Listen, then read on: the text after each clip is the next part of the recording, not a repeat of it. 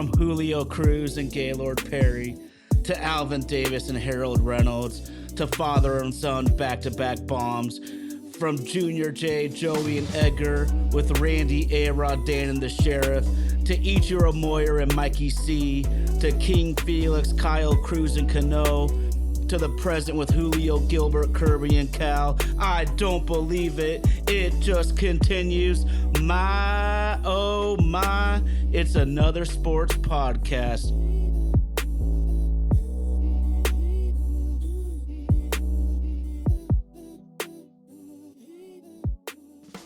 My, oh my, our Mariners keep winning series after series right now. And for the NFL fans out there, we got rookie mini camps underway. Some of your favorite draft picks might be turning some heads this weekend.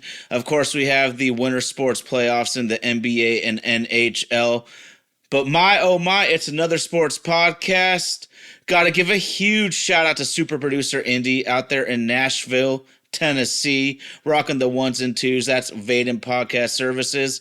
Vaden Podcast Services. They bring this show to life. We got to give a huge shout out to all the homies in the live chat. Thank you so much. We love the fire and the energy you guys bring to the show. We got a pinch hitter today. My main man, RG, is out there working that grave shift, trying to buy him a spaceship and fly. So, friend of the show, our resident catcher, JerryB6. My, oh my, what's going on, brother?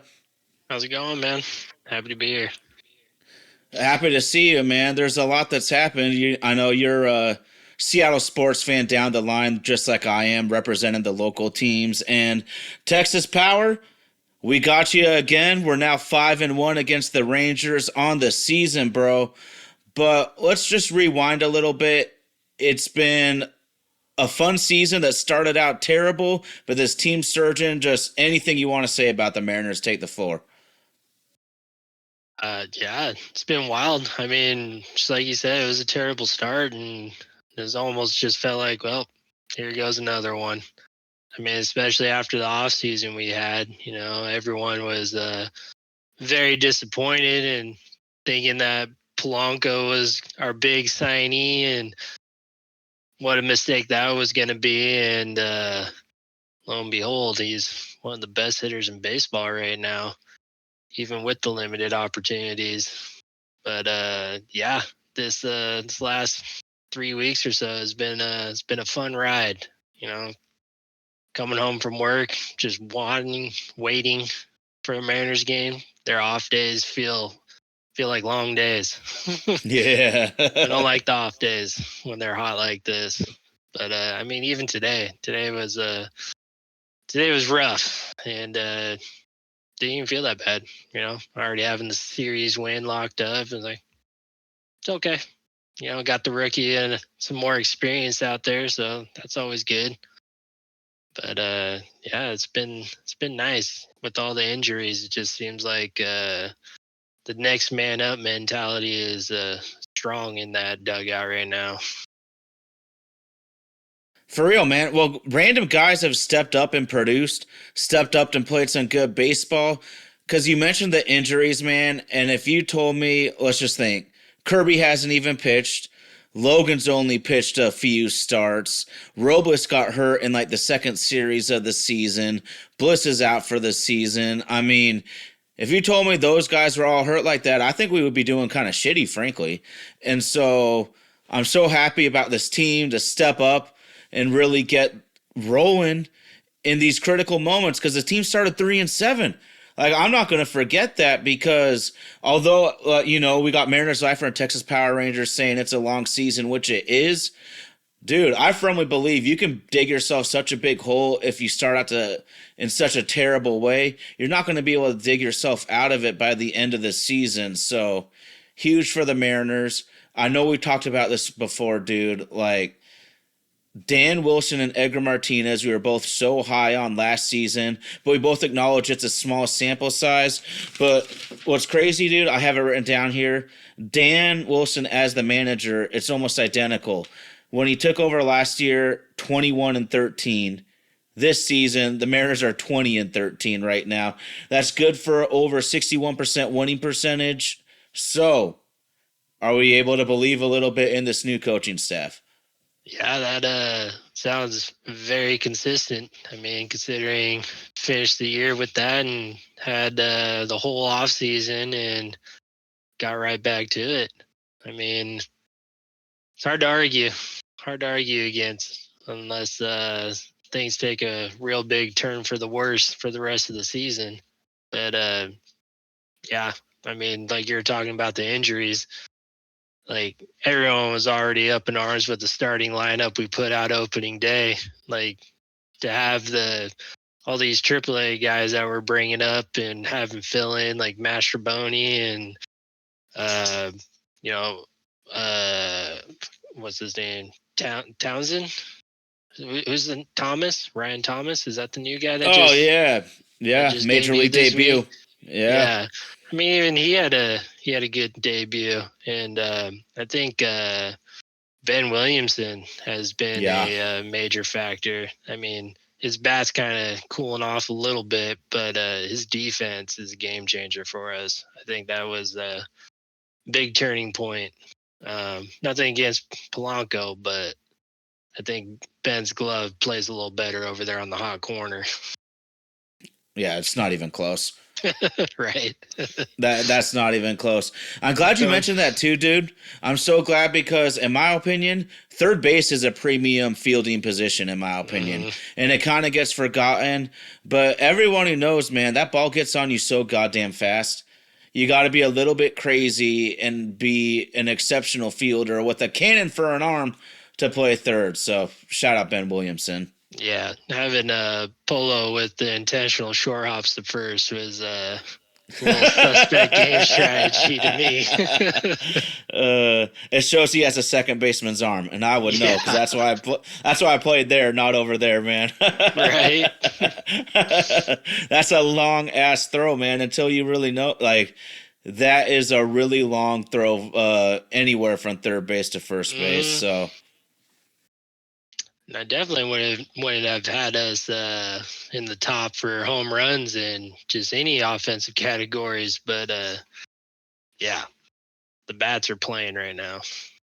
for real, man. I was gonna get into Texas a little bit since we just played them and they're a divisional rival, Hmm. but since you brought that up, I'm looking at this, and what's crazy to me is Texas. Ironically, they're usually known as a hitting team, with the exception of Nolan Ryan. Other than that, I always think of hitters for Texas.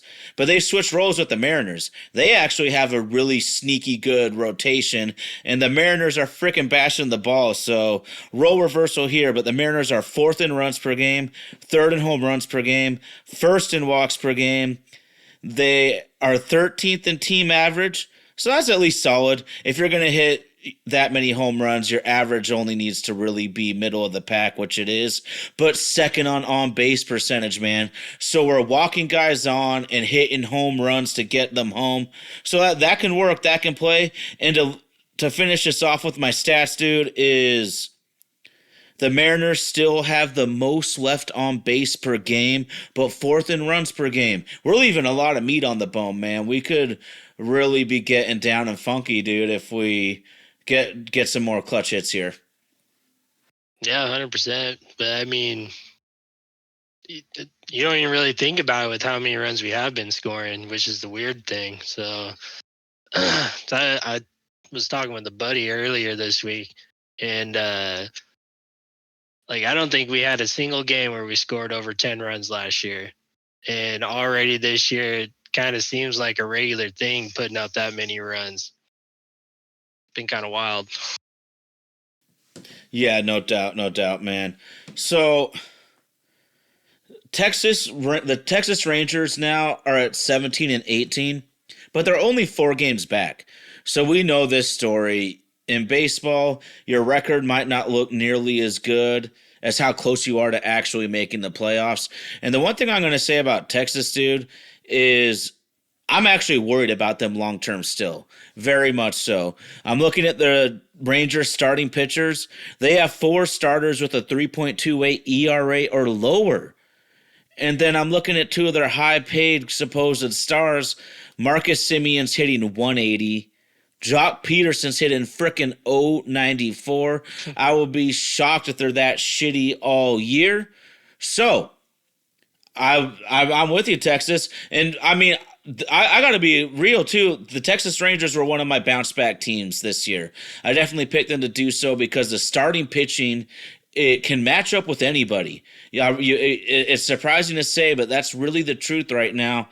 And so if they get some of their proven hitters to get going, that could be a team on the come up. And that's why I'm pumped that at least for now, bro, we could be seeing Kirby soon.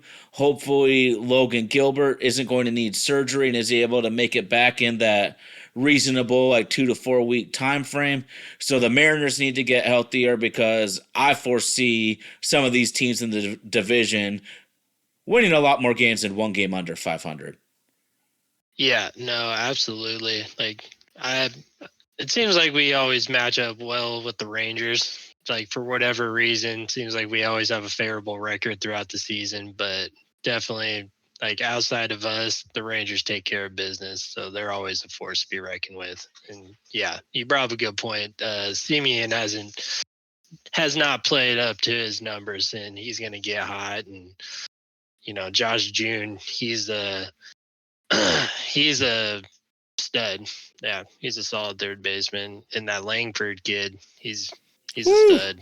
Like, yeah, they got the bats, and yeah, you're right. Their pitching is under the radar just because of their star power they got in their lineup. And I don't think you can ever write off the Astros. Like until proven otherwise, you always gotta be watching your back with them. Well, every year they lose guys, and every year they end up in playoff position at the end of the season. So, and it's not like they're that far back. The Mariners are playing really damn good baseball overall, but it's still early. And I always say, Jerry, just tread water for the first couple of months. It's such a long season. Just don't do so shitty that your hopes are crushed this early. Because, I mean, we saw it last year with the Mariners. RG always references they lost a 10-game lead faster than basically any team in Major League history. And if their 10-game lead collapse didn't happen in June and it happened in September, then the national level would notice how spectacular of a fall off it was. So we got to keep playing good baseball, man. And Tommy's right. The A's are there too. They hit the shit out of the ball. The A's hit the shit out of the ball. And as funny as it is, there's so much good pitching in the game. I feel if you can hit, you can go with anybody. Absolutely. Yeah, the A's have been sneaky good. I feel like they're always pesky for us. But it seems like this year they, dumped a little bit of money into the team. And now these rookies they brought up are like, all right, let's do something with this. Put us in Sacramento. See what happens. That's funny you mentioned that too, because the Mariners are going to make their Sacramento debut Monday or Tuesday night. So we'll see. We'll see about that. God, it feels good to be a Mariners fan though right now. It really does. It really does. I mean, we got these cats on here who won World Series recently. We never even been. We're the only team in baseball that's never been to the World Series. So this fan base has been so hungry for such a long time, Jerry, and I know you're a local huge Mariners fan. And I always say it's easy to be a Seahawks fan because even if they don't go to the Super Bowl every year, they're consistently an over 500 team, man. It is so much easier to be a Northwest football fan than a baseball fan. So I can really ride with guys like you that have stuck with the Mariners for so darn long. Yeah, it can be tough at times, that's for sure.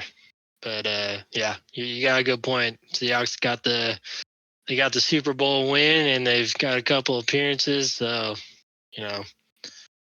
that buys you a lot of leeway. But it seems like the Seahawks are starting to turn things around with this new regime, so I'm excited for that. Oh, hell yeah. I want to dive deep into the Seahawks just in a minute, though, because I still have a couple of questions for you, bro. Absolutely. And Tyson Baxter, I did not see the Jackson Holiday multi-home run game. This guy, number one prospect in baseball for a long time. He's struggled.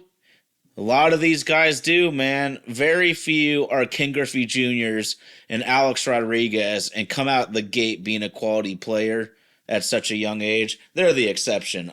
Almost every star is always going to struggle early, so that's huge for the Orioles. But I got to ask you, man, simple. Cal Raleigh, I know you're a former catcher, bro. Talk to me. This guy is unbelievable right now.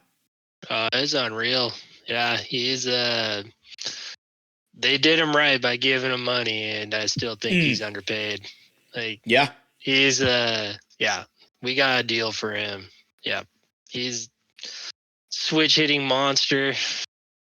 Great defensively. He owns our our pitchers. Like, he takes control of the game. Like, all the pitchers trust him, and like, when he's behind the dish, there's zero doubt that something's gonna get messed up on his end. Like, it's if anything happens, it's gonna be communication issue. Like, something got lost in translation. It's not gonna be from his mindset. Okay. How much do you think the torpedo bat has helped Cal? I really don't know. I mean, I'm not like, when I was hearing all that drama with the Yankees and stuff when the torpedo first came to light. I mean, it's so hard to know like what these bats do. Like, every single hitter has their own preference, and every single bat is so different, like weight distribution wise, shape, lengths, diameters. Like, I it might just be something, just when he got a hold of it, it felt good. And I mean, because he That's doesn't true. use it from the right side, so it's got to be just a field thing. Okay. I honestly think that, to me, like, as we've seen it evolve, and there's still way more players that use a traditional bat. Don't get it twisted. But to me, I think the torpedo bat is awesome if you're an elite player. Because here's what I'm thinking, man. Like, when you're playing baseball, it's hard enough to always hit the sweet spot. So it's nice when the bat's a little more even across the board if you're not elite as a hitter. And so I see Aaron Judge and Cal Raleigh, they're using the torpedo bats, but they're so confident in their swing, left-handed like you said for Cal, but they're so confident with their swing, and they barrel the ball up at such a frequent rate that it works great for them. But very few people, even in the major leagues, have the confidence and the barrel skills of an Aaron Judge or a Cal Raleigh, where for mere mortals, you just wouldn't be effective because you need the bat to have more of an overall density across the board because you're going to hit it off the end. You're going to get it on the handle more than some of these truly elite players. And that's just my opinion on the whole situation. I think another addition, especially to your confidence factor, is I think it benefits more pull ball hitters, because Mm, like Julio, he didn't like it. Like, as soon as you mm, started swinging with it, but he's usually, you know, he's trying to spray it all over the field, and like, when you hit it off the end on that bat, it doesn't do what it's intended for. So like Aaron Judge or even Jazz Chisholm and Cal, mm, like, I was trying going through my head on Cal, like all of his left-handed hits, and it seems like, especially when he hits a homer, it's always the right field or right center. So I'm mm. thinking it's a benefit for a pull ball hitter. Okay. I like that, man. Well, this is kind of cool because it kind of took the league by storm, and I just like kind of sitting back and seeing how it goes, you know. And we're seeing a lot fewer players use it than I thought we would, just because it was so popular. But that's kind of Mm. how new things are. The new things are popular, and then sometimes it's a fad, sometimes it has staying power. But Sunday Evening Media brought up a really good question for us earlier. We'll ask you first, man. Who do you have as the team MVP so far for the Mariners? I mean, I think it's got to be Cal. I mean, if not Cal, Polanco. I mean, Cal just from the standpoint of what he does defensively and what he has done offensively, but Polanco, like when he's in the batter's box, he's been a machine this year. Okay, that's a pretty impressive 1-2 punch there. I mean, Polanco has been absolutely unbelievable. Mariners Lifer, that's who I was thinking. Brian Wu also. Maybe that's who we should do because Cal is so far and away the MVP of this team right now. You referenced it earlier in the show, just all the different aspects of the game he affects, like calling the pitches, blocking, throwing, you add in all of his hitting prowess. So if he's a runaway, and then you got Polanco, take pitchers out, take away Cal and Polanco, now I think it's a head scratcher because those guys have been unbelievable. Yeah. I mean, would you have to go Demo? Like I like it. I mean, before the injury, he was right up there with Polanco as far as being one of the hottest hitters we had, and he had some good defensive plays out there. I mean, a couple blunders, but I'd say Demo's had a solid start, his best start to the year for his career. Got to be. Yeah. Good point. And Demo was carrying us early because guys weren't getting hot right away. You know, JP was well below the Mendoza line before he caught fire and has been doing work. Mitch Garver's stats aren't sexy, but he's improved a ton over the season, and especially compared to last year. But I just forgot about a guy, man. How do we forget? Andres freaking Munoz, bro. Coming out, breathing fire. I love this guy. He is so fun to watch pitch, man. I'm looking down here. He's now 16 outings and still hasn't allowed a run. 16 outings and hasn't allowed a run. Unbelievable. Shout out Dan Wilson, too. I said it last week, but I'm going to stand on this one for a while, man. The analytics are going to tell you to use your best closer, your best few relievers up and down throughout the innings, depending on the high leverage situations.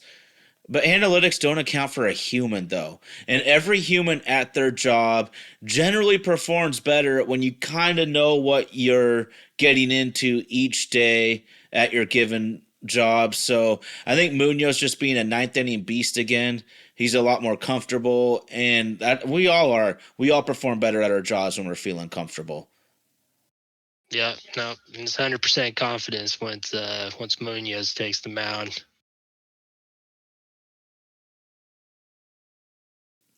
Tyson, I don't know if he could probably top out 103, but Andres Munoz is usually more like 98 to 101 for the most part. Yeah. Munoz, that's the thing though, is Tyson's wondering about starting versus closing, and I don't know what Munoz's pitches would look like if he was starting, just because when you know you're a one-inning guy, man, you are just emptying the tank with your filthy stuff. So I don't know where he would land in terms of a starter has to kind of conserve their arm to a certain level to make it, 5-6 innings. And I know that sounds cheap, like when we're talking about Nolan Ryan and Randy Johnson, but that's today's era. So 5 or 6 you got to be happy with.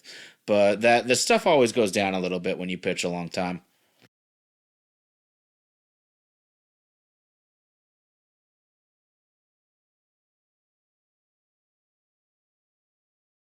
Well, is there anything else on the Mariners you really want to touch on right here, or? I mean, I think we've pretty much hit it. Yeah, no doubt. Just pumped to be a Mariners fan right now. Good times. I know. Gotta enjoy it while it's here. We gotta. And this team's gotta stack up wins too. We gotta keep rolling because I'm not joking. I'm not worried about Anaheim anymore. And of course, God bless his soul, Mike Trout gets hurt again against the Mariners. I mean, he is still an all-time great, but an undependable player at this point. But the Mariners got to keep rolling, man, because I promise you, between Houston, Texas, and Sacramento, God, I almost mess that up every time. Sacramento. Every time. Those three teams are going to be coming all year. So the Mariners got to be on their A game consistently like they have been 8 straight series wins, or they'll get caught again. I promise that. They got to keep rolling. Mm-hmm. Definitely got to take care of those division series. Oh, seriously. Because every divisional win is almost like winning 2 games in a way. Yeah, absolutely. Oh, man. Oh, man. Well, it's been a while since we talked. I know we talked sometime after the Seahawks, after the Mariners, sometime in the late fall or winter time. So let's rewind a little bit. You're a huge Seahawks fan, I know. And I know the draft just happened, but let's go in the time machine a little bit, man. We traded DK Metcalf. We traded Geno Smith. We cut franchise stalwart Tyler Lockett. What do you think about getting rid of 3 of the top players and replacing them in a very different way? What do you think about all the Seahawks offseason moves they've gotten so far? I mean, they all didn't necessarily hurt me. They weren't necessarily surprising. Like, I love Tyler Lockett, and he's forever going to be one of the great Seahawks receivers to me. But he is aging, getting expensive. Like, I mean, I think we could have done the deal that Tennessee gave him for sure. Like, he's definitely worth that. Like, just from his experience and knowledge alone, like what he could have done with these young receivers. And I'm sure he did with JSN because he had a phenomenal year last year. But DK, he's great. Loved the star power, loved the attention or whatever he likes to get, and his edge he had. But sometimes you just couldn't keep his cool and have that costly personal foul penalty. Just when we get things rolling, just sends things backwards on us. He had some pretty costly drops. Like he wasn't Tyler Lockett with the hands. So great player. He had some big catches, clutch catches. He might be hard to replace as far as that big target, but I think hopefully I'm thinking that Arroyo could be his replacement. But and then Geno, I like Geno. Like I didn't have a problem with him, but like when it came down to crunch time, 4th down, 3rd down and long or whatever, end of the game, last 2 minutes, I just feel like he cracked under pressure. Scramble too long, hold too long, throw that interception, whatever. But I mean, he had some great games. I'm happy he turned his career around with us and wish the best for him. But I don't think he's going to be a Super Bowl caliber quarterback. So I think these are all necessary moves. Make this team Mike McDonald's team. Turn the page. It's time to move forward. Let's do it, man. And they're clearly moving forward. Getting rid of 3 of the most popular players is always hard to do. It takes I want to give some props to Jody Allen, actually, because not every owner in pro sports is going to allow their front office to just get rid of arguably the 3 most popular players on the team. It's still a business. They need to sell tickets. They need to sell jerseys. They need to, sell all the concessions. And, those cost an arm and a leg, as everybody knows. So to allow her front office to make those type of moves is a good sign. It's a really good sign. We've seen the Mariners over the course of their history sign plenty of guys like that had no business really being on the team, but it made the fans feel good. So I got to give her credit for that. Yeah, absolutely. She lets the people who know their job do their job. She doesn't get in the way too much. Yeah, no doubt, no doubt. I see Tyson doesn't like how Tyson Baxter is a diehard Baltimore Ravens fan, bro, and so he doesn't want to see DK Metcalf twice a year. But if Mason Rudolph and Will Howard are their quarterbacks right now, I ain't worried about no DK Metcalf because they don't have anybody that's going to get the ball to him consistently. Yeah, yeah. But I think sorry, I got lost in reading comments there.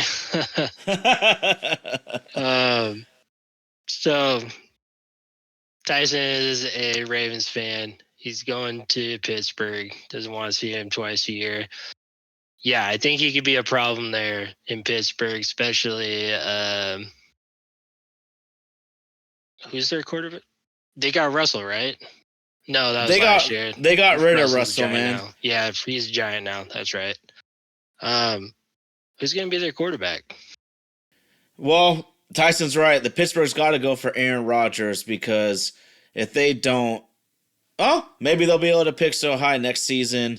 You know, if you got Mason Rudolph, who's famous for getting his swung out with the helmet here, so it's not looking good in that situation. But Pittsburgh's always good.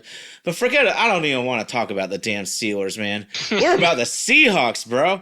I Yeah, mean, I know RG's listening, and he's gonna be like, bro, y'all ain't shit. His team just won the Super Bowl, but there's so much reason to be optimistic.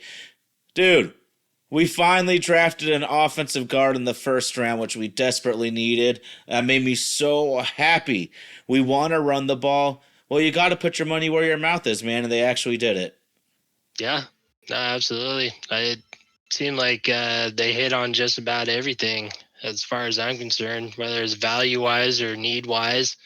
Not reaching. I mean, it sounded like they were trying to trade back in the first, but weren't getting the deal they were hoping for. Which honestly, I think that's great then, because we got a guy that we desperately needed, and he sounds like he's going to be a beast and can play pretty much anywhere on the line. It was critical. And I mean, I get Sunday evening media. If he busts, yeah, well, and I mean, any prospect can bust. It's the probability says that it probably is going to happen. So you just gotta hope that the guy turns out to be who you thought he was. But it's obviously an imperfect science. I'm pumped though, because they didn't get cute, like you said, looking to trade down, maybe not getting the ammo. But I always worry, you trade down, and what if you miss your guy? Then you're fucked.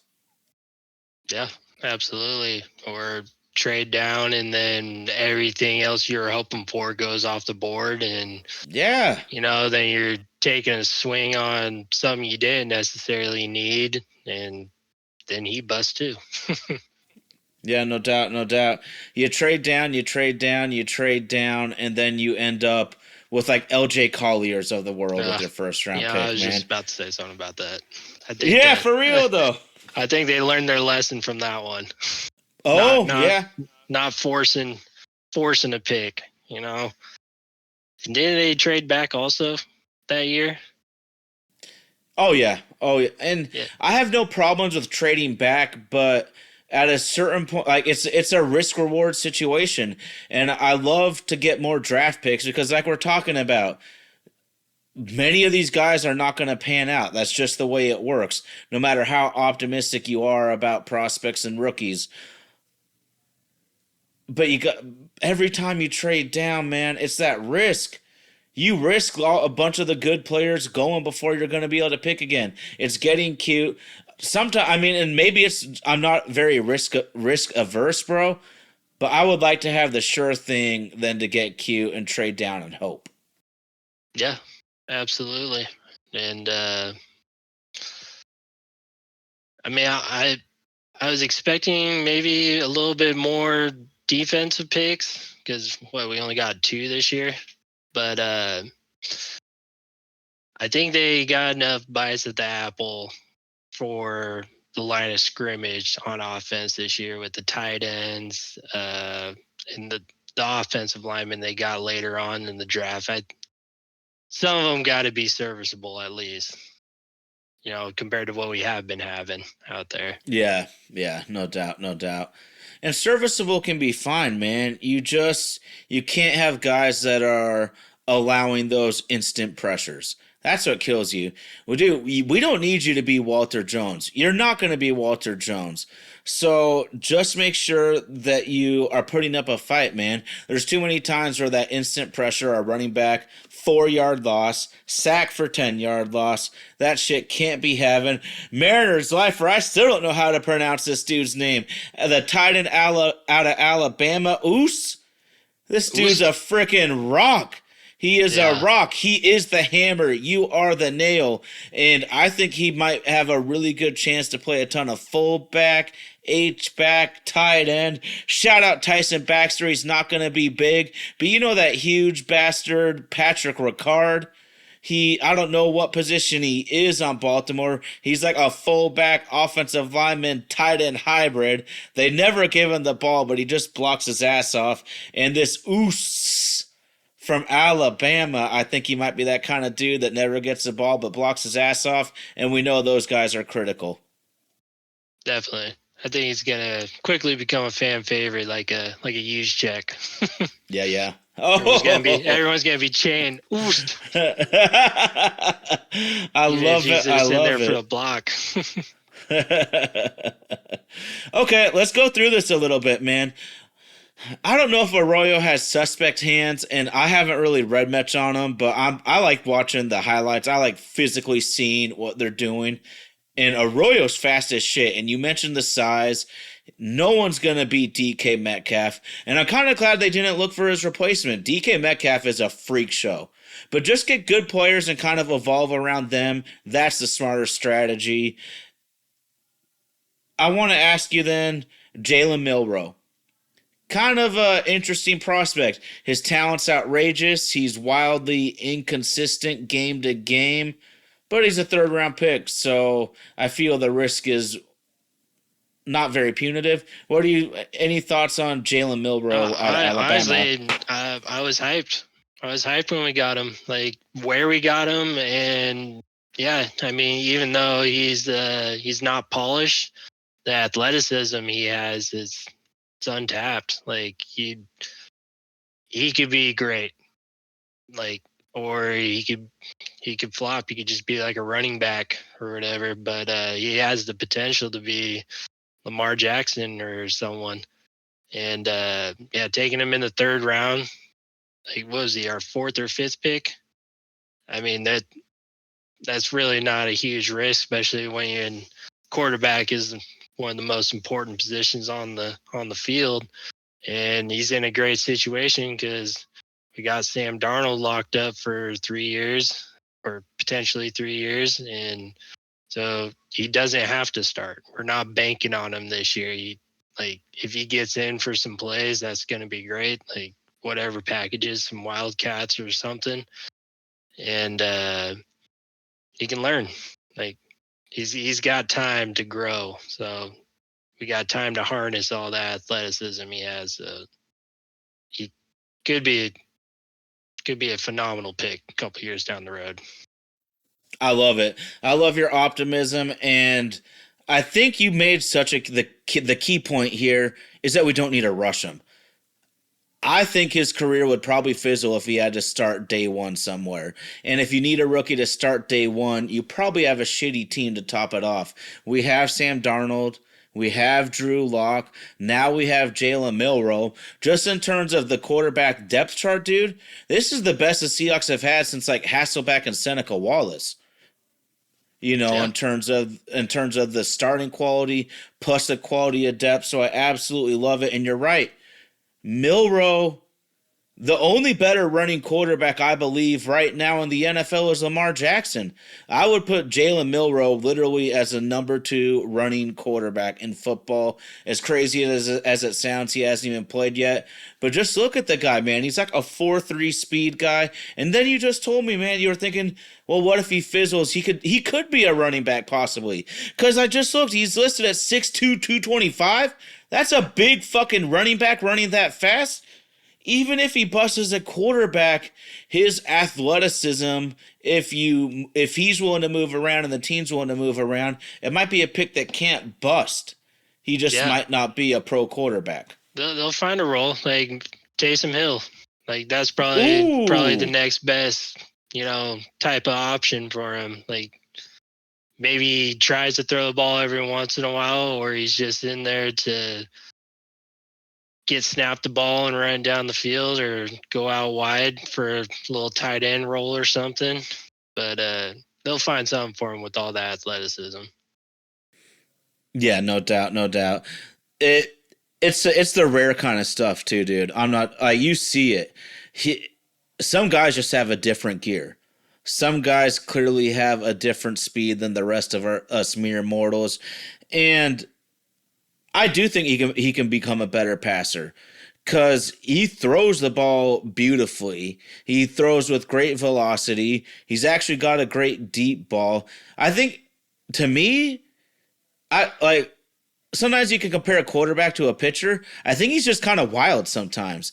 But, Randy Johnson was very wild as a young man. He was able to harness his powers a little bit, play with a little more control, and you saw what happened. So I'm so optimistic because it's a third round pick and we have two guys we can already lean on so we can really truly develop them the way we need to. Yeah, 100%. I mean, sky's the limit, and I just feel like he's got a high floor. Like regardless if he quarterback or not, like he's gonna make it in this league. I'm sure of it. Yeah, absolutely, absolutely. Well, let's shift gears a little bit to the wide receiver room. Sunday evening media thinks it's really overcrowded right now. I say it's the perfect amount for the competition because we just traded the two best receivers the Seahawks have had for the last 5, 6, 7 years. You trade away your top two guys for that long, man. You better have a bunch of reinforcements and create some competition. Jackson Smith and Jigba, though, bro, I think he proved he can be a number one receiver in the league last year, but you always need help or they're just going to double team the shit out of you. Let's go to Cooper Kupp. What do you think about signing the Eastern Washington legend? I mean, I love it just because he's a local boy, so I love that aspect. But I think he's definitely injury prone at this point of his career, and he's not the triple crown Cooper Kupp from a few years ago. Um, so to your point, having all these options at running or at receiver this year, I I think we're gonna have to keep on probably an extra receiver than normal, just from the aspect that I don't feel comfortable assuming Cooper Kupp is going to be healthy the whole year. That's a really good point. That's a really good point, dude. We'd be fools to think that you could count on him for a full season. I think realistically, we should hope he plays like maybe 13, 14 games, just given his track record, because you're right, man. He's a fantastic football player. No one's going to deny that. But we're a few years removed from when he had that fantastic Triple Crown Super Bowl MVP season and smart moves by the front office, though. Valdez Scantling, not sexy, but look at his stats. The dude still makes big plays. The dude is still a big play waiting to happen, and he played with Clint Kubiak with the New Orleans Saints. That'll be a smooth transition for that particular player. Valdez Scantling, that is. And then they drafted two receivers, too, and Torrey Horton looks like a pretty big time stud. I know he had an ACL, I guess he's recovering from, but this is a guy a lot of people thought would be a much higher pick, maybe day two, especially without the injury. And then Ricky White out of UNLV was another late round pick. And to me, dude, you might not find star receivers late in the draft, but in this recent era of football, where these kids are doing 7-on-7s year around, it seems like you can find at least NFL quality receivers at any point of the draft. So I'm hoping maybe some young bucks can step up also. Yeah, it sounds like a lot of people are really hyped on Horton, so it'll be fun to see what he can do and uh, see him out there with all the big guys. See what he can Yeah, do. no doubt. No doubt. Steven Sims from Tyson's Baltimore Ravens. I think he'll make the team because he's a great returner. And I believe the NFL has made it more punitive again for the touchbacks. I believe that it's going to come all the way out to the 35. They just want more kick returns. These returners are so dynamic, and the kickers kick the shit out of the ball nowadays. And the fans want to see it too. We'd all rather see returns than a kick through the back of the end zone every single time. So I think he has a chance of making the team.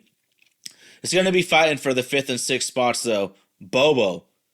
Everyone likes some Bobo. He's going to be fighting his ass off for a job.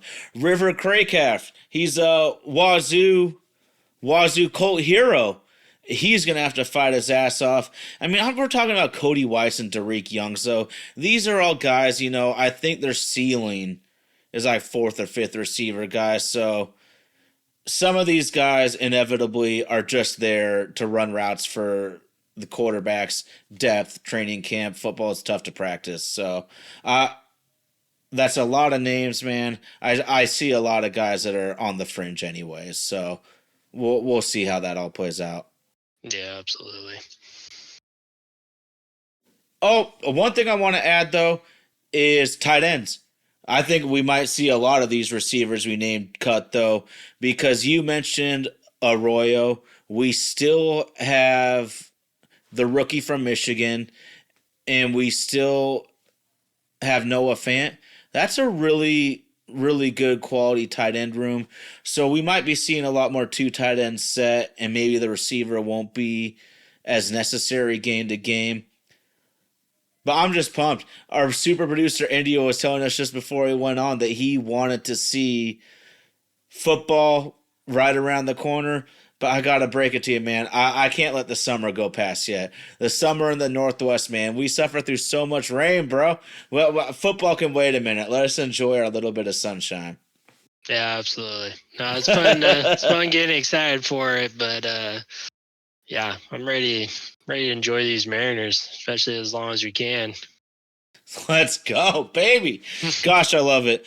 Okay, I want to get to a dude really quickly, and super producer Indy, he is the one that tipped us off on him, and there's a lot of guys that go undrafted, bro. And I actually made a post on the Mile My page, Facebook page. Check it out. There's a bunch of fun highlights and different facts and whatnot.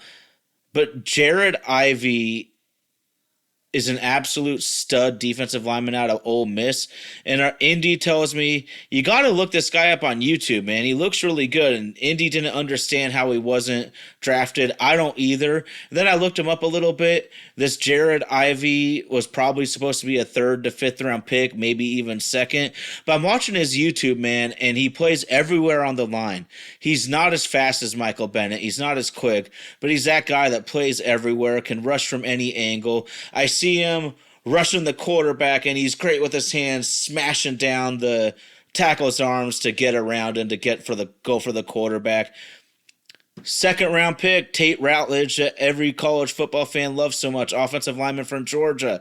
The very first YouTube clip, he swim moves him like he's a junior high guard, baby. So Jared Ivey, coming from all angles. He has good hands. He has a bull rush. He has a swim move. So I really like him. The only problem, bro, is he didn't test well. But one man's trash is another man's treasure. I think this guy could actually be maybe a Doug Baldwin put on defense, where they didn't like his combine measurables, but watch this dude. He's a good freaking player.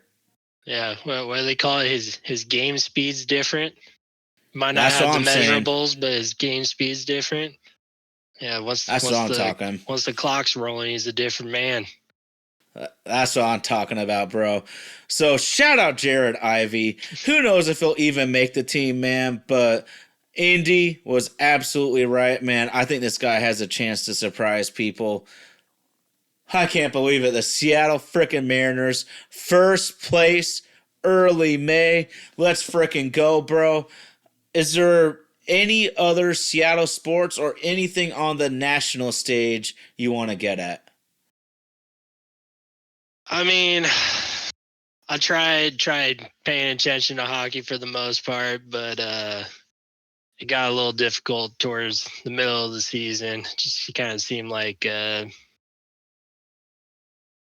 lost their drive, so I kind of fell off of that. And we're on our fourth coach in 5 years or something like that. So Yeah, you're I referring to the Kraken. yeah, to the Kraken, yeah. No, I mean, for the most part, I'm mostly Mariners Seahawks. Like ever since the Sonics left, I kind of don't pay attention to the NBA and maybe a little Let's bit do it, attention to man. college. Yeah, no doubt, no doubt. And it sucks because the Kraken are kind of a mess right now. They have one winning season, and Western Washington was on fire when they were good because it's fun to follow a winner. Tyson Baxter wants to know, what do you think of the Shador Sanders falling in the draft? Is it a big deal? Is it a nothing? In between, what do you think, dude? Um, Hopefully, if anything, it was just a humbling experience for him, and I maybe a motivator. Like I don't like. I feel bad about that prank call he got. Like I think that was wrong, and he has the talent. Like I'm with everyone not seeing why he drops so low. Like there's something else behind the scenes, or maybe people didn't like his attitude or something. But I don't know. It's one of those ones you just gotta wait and see. And who knows what's gonna happen with the Browns? Like, I mean, where they got like 5 quarterbacks right now. And I think it's completely wide open. So I mean, he needs to let his game play, like just silence all this noise, and if he wants to prove something, prove it. Otherwise, this is going to be the narrative for him for his future. Well, if he is that good of a quarterback, he could probably beat out the ragtag bunch the Browns have acquired recently. But it is wild to me because I see a quarterback, like I've said a million times, he throws the ball accuracy, he throws with anticipation, and he's willing to get his ass kicked in the pocket to deliver the football. Those are the 3 qualities you have to make it in the NFL. You have to be a fantastic athlete, though. I don't know if he's that guy. But I agree with Tyson. It's a little fishy, but the people that are getting very extreme about it, I also don't agree with, though. I think this is a situation where it's kind of tough because in the world, you want to be yourself.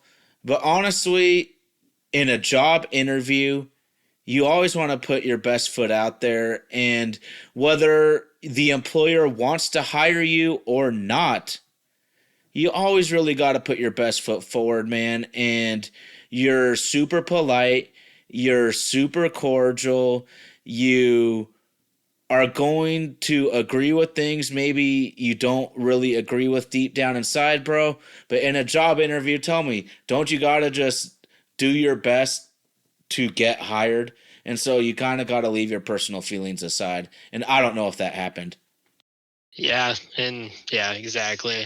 No, I'm right there with you. Every job I've gotten hired on for or applied for, I was, you know, peak politeness and try and be most formal I've ever been type of deal, and making sure I get that job. And then, months down the road after I got the job, that's where I start opening up to who I really am, and giving more opinions or whatever. Like at first it's not your place. Like you're not there yet.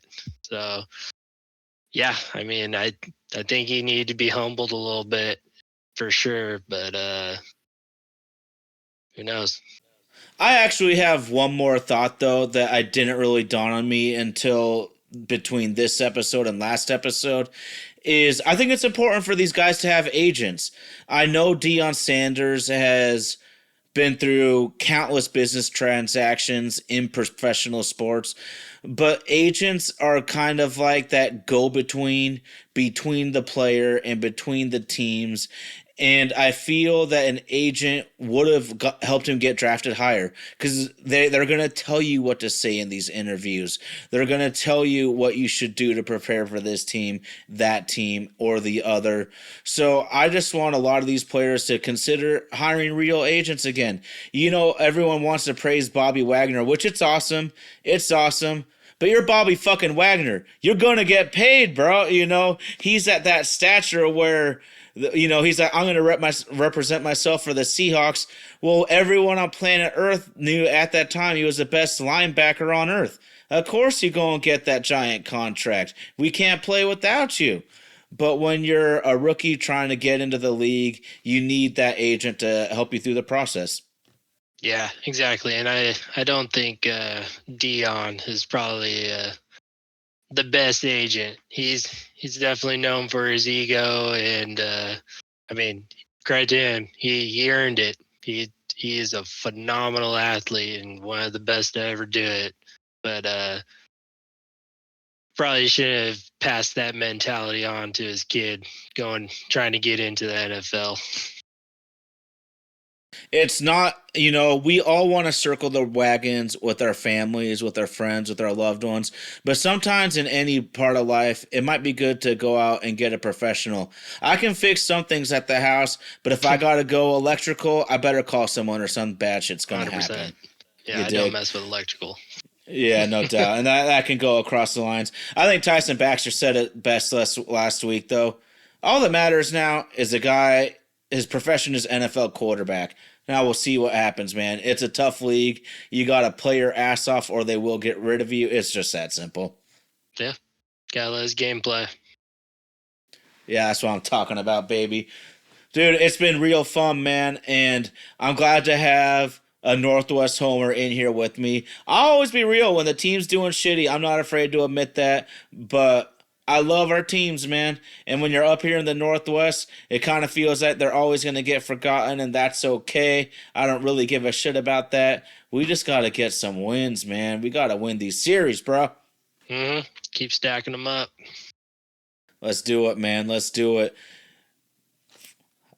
I almost messed up again. I almost said Oakland. Our beloved Mariners are heading up to Sacramento to try to get another series win. Anything else you want, man? No, I think we hit pretty much everything. Just need the Mariners to keep rolling and hope these injuries subside and we start getting healthy and just hope for the best. I mean, they're giving us every reason to stay optimistic. So till otherwise, I'm going to stay optimistic. Oh, hell yeah. We've had way too many losing seasons in our life to get grumpy about a first place team, bro. Right.